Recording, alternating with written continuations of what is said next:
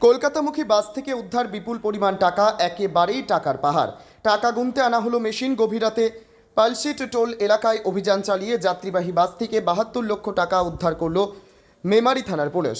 উদ্ধার হওয়া বিপুল পরিমাণ টাকার নথি দেখাতে না পারায় 4 জনকে গ্রেপ্তার করেছে পুলিশ। ধৃত শম্ভুনাথ বার্মা, বাবলু দাস, কৃষ্ণ দাস ও নবীন কুমার সিং বিহারের ভাগলপুর ও বাঁকা জেলার বাসিন্দা। এর মধ্যে নবীন কুমার সিং ও বাবলু দাস বাসের ড্রাইভার ও কৃষ্ণ দাস খালাসে। বৃহস্পতিবার গভীর রাতে গোপন সূত্রে খবর পেয়ে মেমারি থানার পুলিশ 19 নম্বর জাতীয় সড়কের পালসিট টোল প্লাজায় ভাগলপুর থেকে কলকাতামুখী যাত্রীবাহী বাসে হানা দেয়।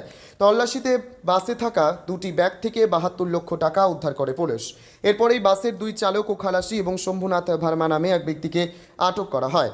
পরে টাকার বৈধ কোনো নথি দেখাতে না পারায় 4 জনকেই গ্রেপ্তার করে মেমারি থানার পুলিশ। বিহার বিধানসভা ভোটের মুখে কী উদ্দেশ্য, কোথা থেকে এই বিপুল পরিমাণ টাকা নিয়ে যাওয়া হচ্ছিল তা খতিয়ে দেখছে মেমারি থানার পুলিশ।